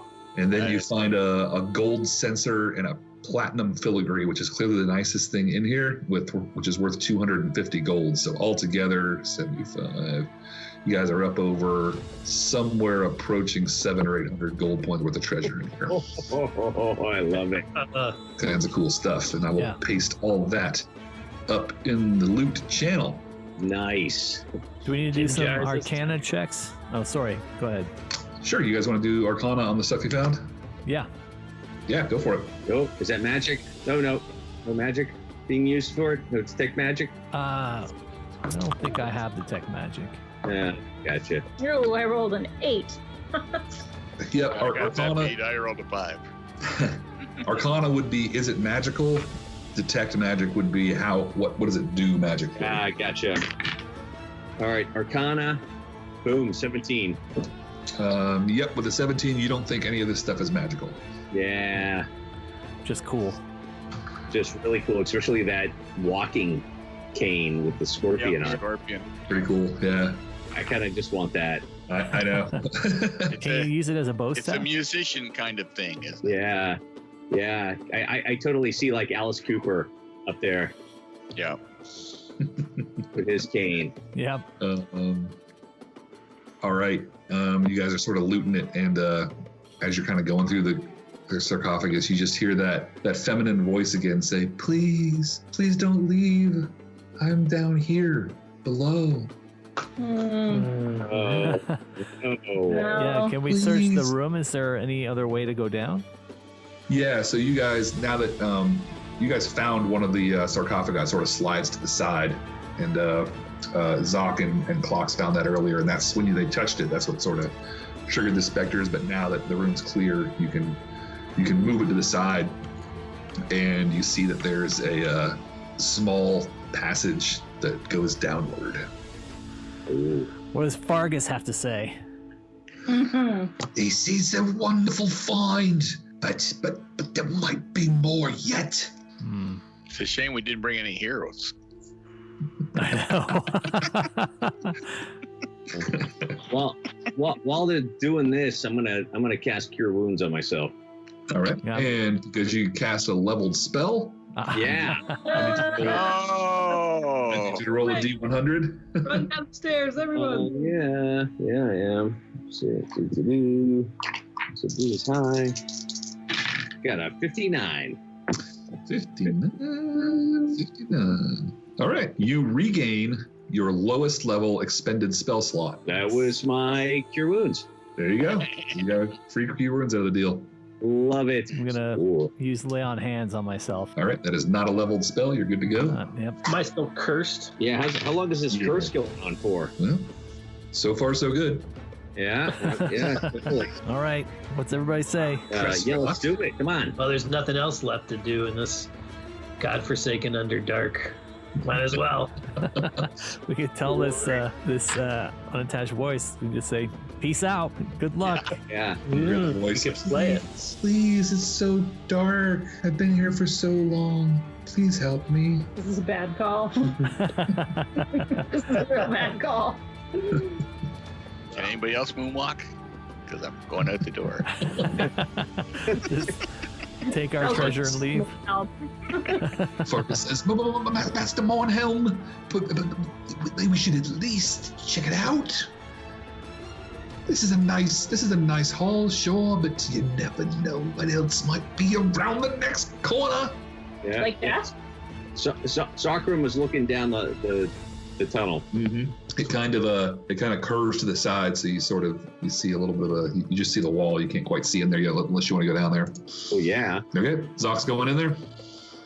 Yeah, sure. I'll follow All right. along. All right, Mornhelm, are you leaving? I'm just making sure nobody slams the door on us. Okay, gotcha. All right, so you guys walk into what looks like it's kind of a small, another 10 by 15 room down here, but the walls are decorated with rich pigments and inlays of semi-precious stones. There's a gilded sarcophagus standing atop a stone bier on the west wall. Stone what? A stone bier, bier, B-I-E-R, bier, yeah. Yep. Let's see here. So you can see in there, but you haven't gone in yet. Are you guys going in? What do you think? Get the rest of the crew. We're We've already done this. down the stairs. Let's just keep going. All right, we'll go. But before we go, I'll cast Cure Wounds on myself again. Okay. And roll a D100. I just love doing this. I don't even need healing. It's positive so far. I do need healing badly. All right, 35. Uh-oh. Ooh. All right. I need you to roll a D10, please. Ruh-roh. 9. How old are you right now? Oh boy. I'm gonna say I'm like 17. And you rolled a 9. Yeah. Okay. You are now 8 years old. Oh, Get out of here. Yes. I found the fountain of youth. oh boy. Get out of here. Any more than that, and I wasn't going to change you. You guys brought a child to the Underdark. Oh, you guys are in trouble now. so no mechanical effects, but outwardly you definitely are a kid. How does his armor now? Did it shrink with him, or is it like loose? I think everything still fits. Yeah. Okay. Yeah. Like little kid, like little Tykes, my first armor. Oh. Love it. Oh, that's great. All right. So you cast your Cure Wounds, you're healed up, and you guys step into the room, right? Yep. All right, as you step into the room, the Wraith of Byrsis ruptures forth from her tomb and screams as you've invaded the true tomb of Byrsis here, and this horrible creature rushes forth to attack you. I will post a picture in the chat, but it is a sort of incorporeal, like it's a more substantial version of the fellas you all just fought.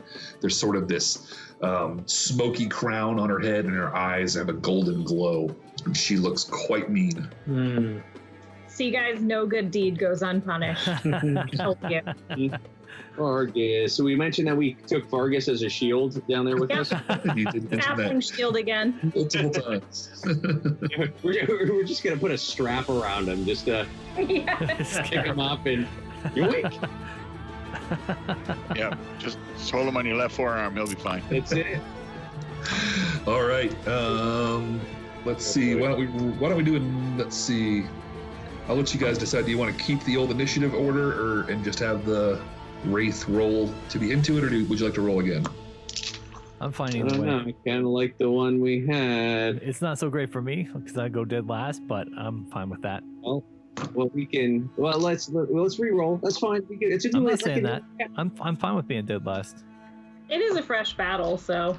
Yeah. Don't say dead last. All right. What he meant last day. Yeah. That is, Clock's pulled out his dice and says, "Why don't we let the dice decide?" You mean the dice? You can make me whatever they want. I said, I say, odd we roll, or odd we mix it up, or even we keep it the same. And I roll a 1. We're keeping it the same. All right, let's All right, keep it the same then. Where does this Wraith fit in? Not too bad for you guys. She goes first. Right. No, she did not get a natural 20, so. All right. Back to the top of the original order. Selkie, this horrible creature, looks like it's ready to tear your friends asunder. All right, double scimitar attack. It's Selkie, so are your associates, I should say. Oh, one of the scimitars is a natural 20, and the other is just a 9. All right. So, as a rogue, when you roll a natural 20, and because you have somebody adjacent with your sneak attack, you get to double your sneak attack dice. Oh, okay. Yeah. You don't get to roll your bonus for Crits as a rogue are freaking insane. You still get, I'm sorry. you get max damage on your dice. Yeah, you'll get max damage on the first die, Okay. and then you'll roll a second damage die, whatever your weapon is, Okay. and then you double the number of sneak attack die you have. Okay. Does that make sense? I think so. So you're probably like, your scimitar is probably like 1d8 plus 3, right? Yeah. So you're gonna start with 11 points from your scimitar. Mm-hmm. Now roll a d8 again for your crit. 2. D8. All right, so you're the 13. Oh, D8, my bad. I rolled a D6. 5. All right, so you're gonna start with 16. Okay. That's your weapon damage, right? Yep. Now whatever your sneak attack die is, double that. So if you have 1d6, it's 2. Okay. I have 2d6, so that's 4. There you go. And I rolled 2 1s, but altogether it's 9. So 16 and 9 is your total damage output is 25, Nice. Nice. which is a hell of a lot. And now this one is also resistant to slashing, so you're gonna half it, but you'll still do the 12 to it. Okay. When you roll for your second weapon, you add your to hit modifier. You do not add your damage. Oh, okay. modifier. So then it was like a 6, but it still missed. It was 9 plus. What's your modifier? No, I rolled a 6 was the other one. So it was 9 altogether Oh. because I added the modifier, but from what you're saying, I shouldn't have. So either way, it missed. No. So You add the to hit modifier. I do for the second one. Yep. So it was 9. Oh, okay. What I said. Yeah. You said I don't when you rolled the 9. You said, oh, it's a 9. But I don't get damage bonus for the second one. Gotcha. No. Yeah. Right. Correct. Yeah. I only get a damage bonus for the first one. Got it. Okay. Cool. All right. Anything else on your turn? Nope. That was my bonus action using the second one, so. Got it. Okay. Bornhelm, you are up. Oh, did I go down there? Oh, you hear the sounds of battle. Yes. And your friends yelling. Yeah. I go, if I just had that bow that went around corners. Yeah. So can I jump down there? Can I still go Yeah, in there? you can make it over there. It's not that far. Okay. Let me get back into this picture. So I go to the door. Everybody's close to me, right? Close to the door. And Yep. she's on the opposite side of the room. Yeah, it's all really pretty small rooms, so no Right. problem where you want to be. Okay. So I'm gonna. Well, I don't have any magic left. Right? I haven't had any rest. And I used 2 spells. Yeah, I think that sounds right. Yeah. So I will hit her with a firebolt. All right, make your attack roll.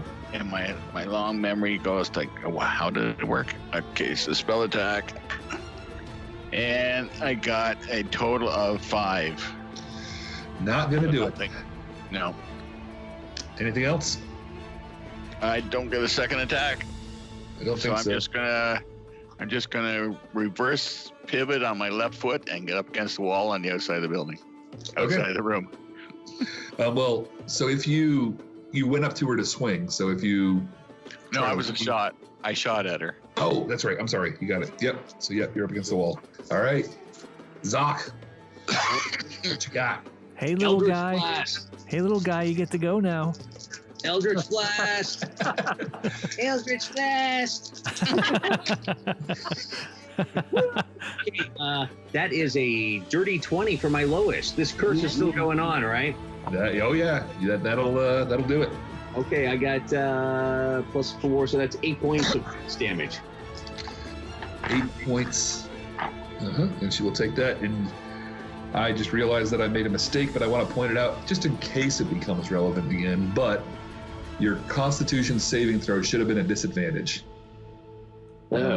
before. So if that becomes a thing again. Okay. If it becomes a thing again. Gotcha. Well, that's right. That kind of balances out my Clocks and Zoc's saving throws are at disadvantage while this curse is in effect. But, just throwing it out there if it becomes a thing again. If it becomes a thing. All right. Yeah, but you hit her for 8 damage. Anything else on your turn? I will. Let's see here. Who's going to be up next? Fargus! Fargus! What does he plan on doing? He looks like he's got his hand crossbow up. He's like, this one looks pretty mean, guys. Okay, who's after Fargus? After Fargus is going to be Clocks. Clocks. I'm going to give Clocks some bardic inspiration. All right. Okay, Fargus is up. Fargus says, You're no match for us. We've got the power of friendship.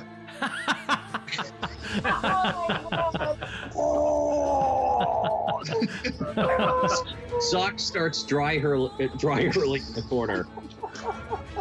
And he'll fire his crossbow at it and hit again. Oh. He really wants this treasure. He hasn't missed yet. That's his turn. All right. Clocks. Awesome. I turn to Clocks and say, "Oh God, don't be a Fargus." Don't be. And I give some bardic inspiration. So okay. All right, Clocks, you're up with a fistful of bardic. All right, and bardic just counts towards my next check. Well, it can be an ability check, an attack roll, or a saving throw, and that's a D6. Okay.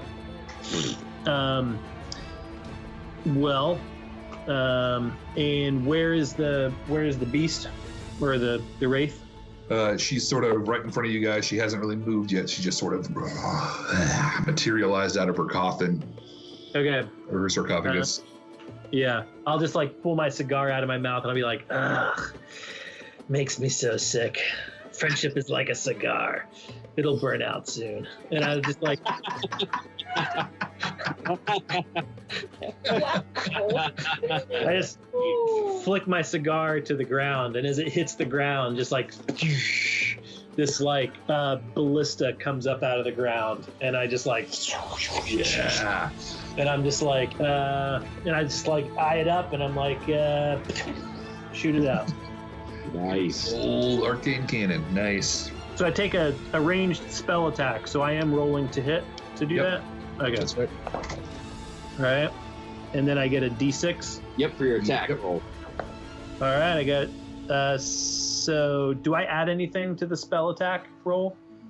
I think it's just like a cantrip attack roll or something like that. Probably your proficiency bonus and your is it? Just my spell attack is a +5. Yeah, So there you go. 6, 17, 21. Oh yeah, that'll hit. All right. So 2d8 force damage, I guess. Ooh. And she is pushed up to 5 feet away from the cannon. All right. So let me get Damage 2d8. is what? Ooh, 5. Okay. And she's sort of she gets rocked back against the wall, but like pushing her back, you realize she's sort of immaterial. So she would have like bumped up against her sarcophagus, but she just sort of like fades into the wall and then kind of like comes back out like even more enraged, and her eyes glow with a golden flame. Anything else on your turn? Nope. That'll be it. Dak, you're up.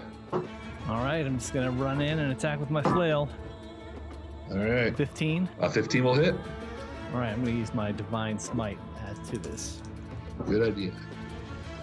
All right, so my first attack does 2 plus 4, so 6 on regular damage, and divine smite damage is 13. So I'm going to make that 16 total damage, which is a healthy smite. She is, with that, well past bloodied. Yes. But it is her turn. Oh boy. And I think the only person, I think Selkie and Dak are both in melee with this creature, so she's going to randomly decide who it'll be. Selkie, what is your armor class as this thing rakes its claws across you? 15. All right, she is going to hit. And she is going to hit you for 21 necrotic damage. Yeesh. Oh, that's all the hit points I have. It's 21. Is that really it? Yeah. Okay, I need you to make a really important, I mean, Oh boy. as important as it gets, Constitution saving throw. Okay. No. If you are, I will be transparent in case anybody has things that help. You're at 0 hit points. Yes. Yeah. Damn it! But it's not our turn. There's no bonus action or anything that we could take. Huh? Yeah, if you fail this saving throw and it's substantial, that is instant death. Yeah. Oh.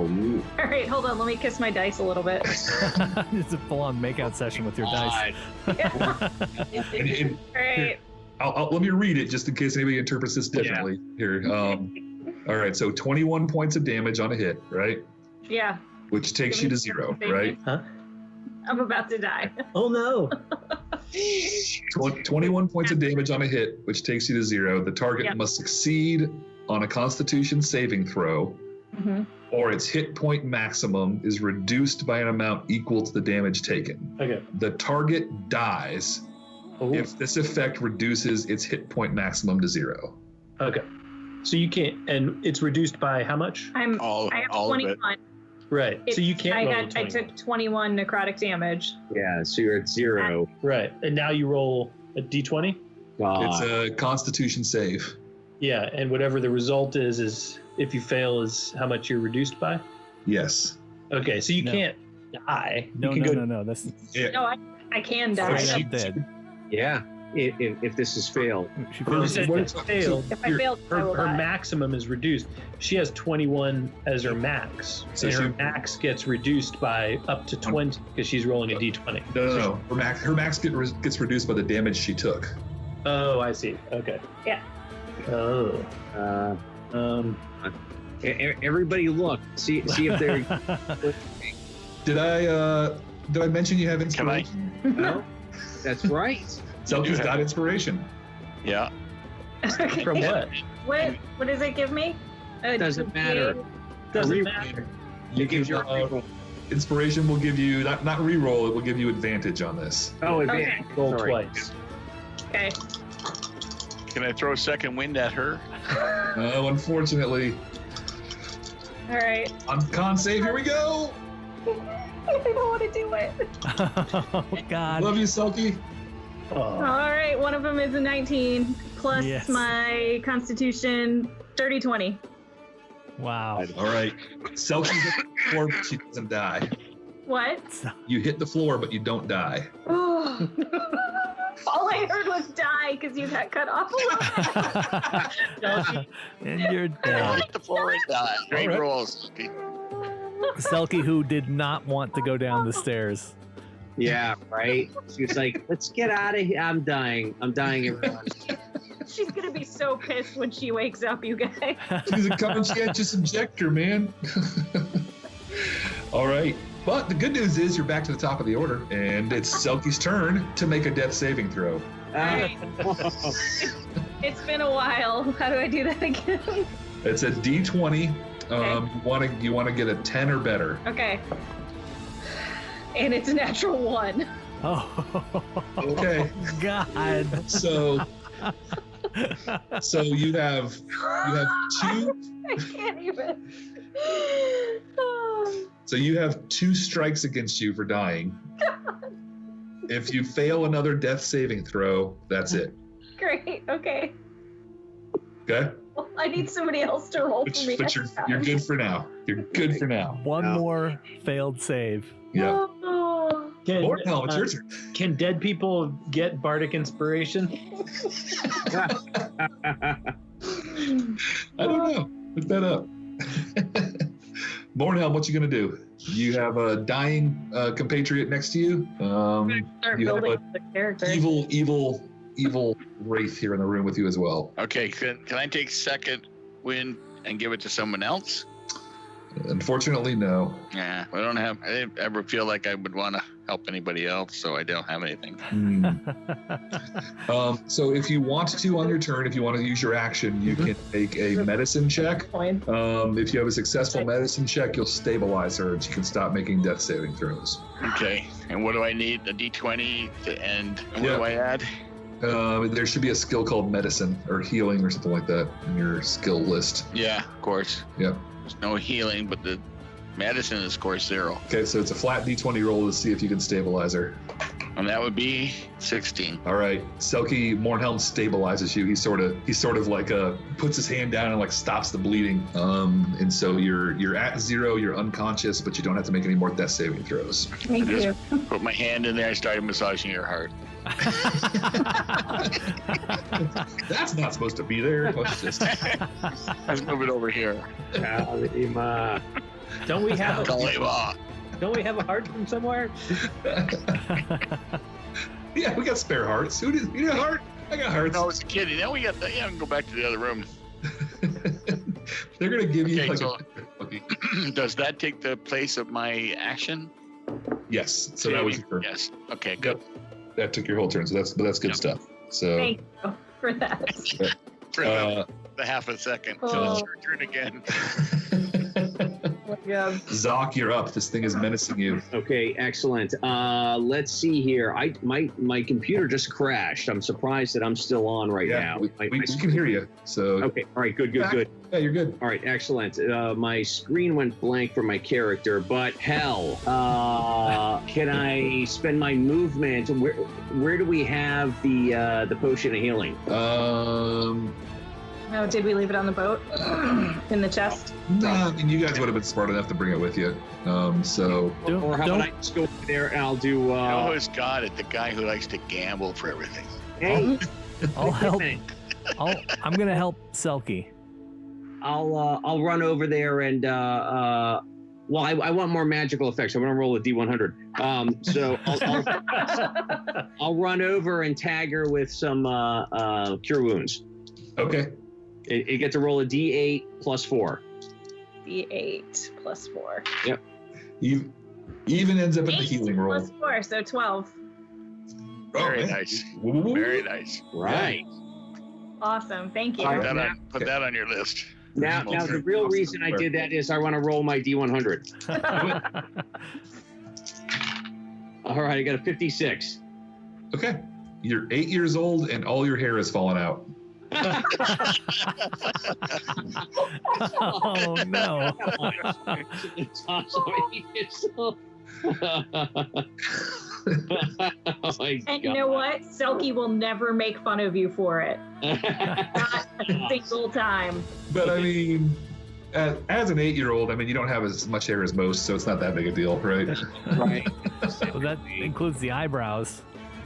That's true. It look weird without eyebrows.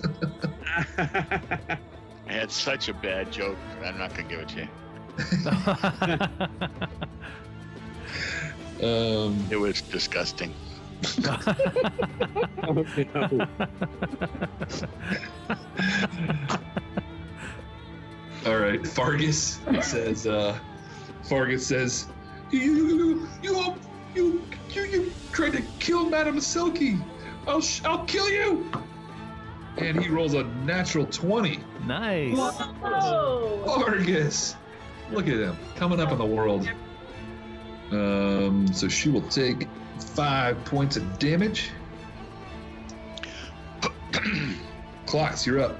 All right. So I've got my ballista set up, and so I'm gonna, pull it back, cock it one more time, and I'll be like, Zach, you got that liver still? Oh yeah. I throw it to him.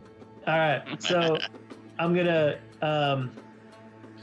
as a bonus action, I can shoot my ballista, and then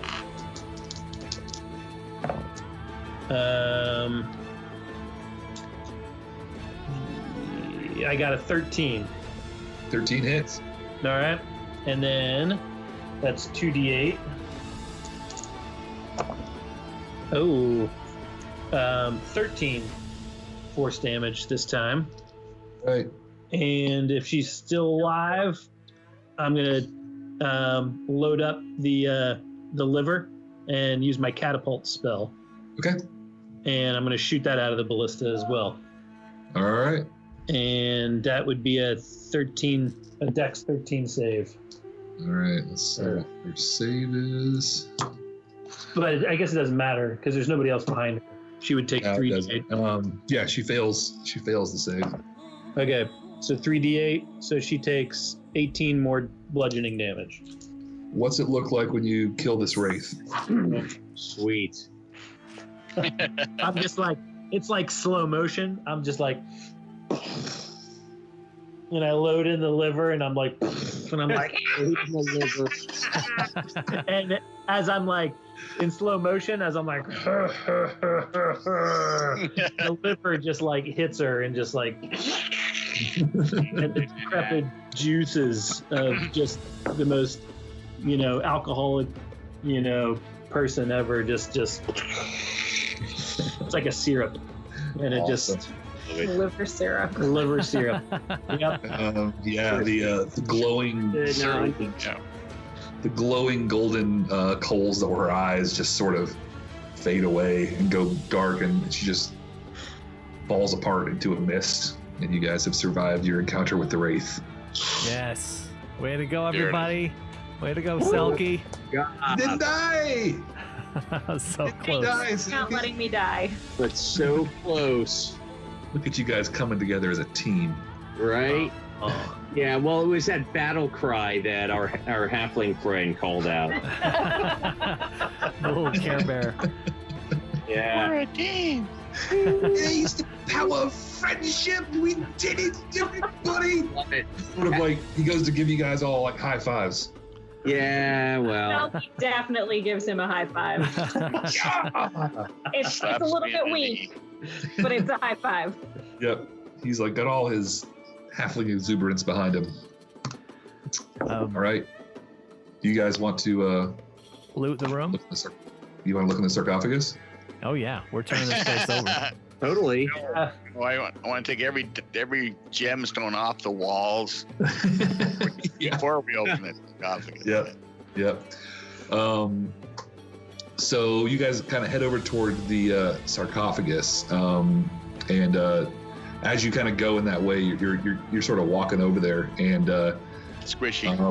No, you stub your toe against something. All right. It's a trap door. And if you sort of like look down at it,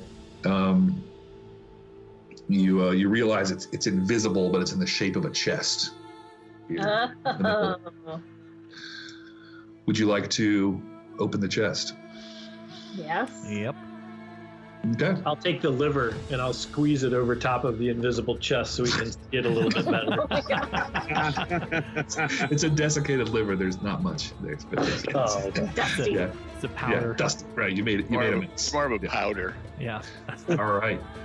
Inside this invisible stone chest, you find 4,000 silver pieces. Yes. Big money. 1,200 gold pieces. Oh my god. Dang.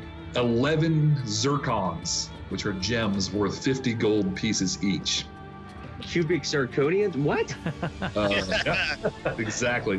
You're gonna get And you find a magical-looking necklace and a couple of potions in there, which you'll need to figure out what they are. Oh, nice. All right. We need And our. there is also the sarcophagus. What's in there? Tell us about the sarcophagus. Yeah. Bornhelm, you mentioned prying things off the walls. So if there's a gold sheathing on the sarcophagus, and you get to work on it with your dagger and pry off bits of gold worth another 250 gold pieces. Nice. And then you open up the chest, and inside is the withered and mummified corpse of Byrsis of the Netherese realms, and clutched in her hands is a glowing, magical-looking sword, a long sword. Sweet. And it whispers into your minds, thank you for freeing me. And that's where we're gonna stop. Yeah, somebody else can have the sword.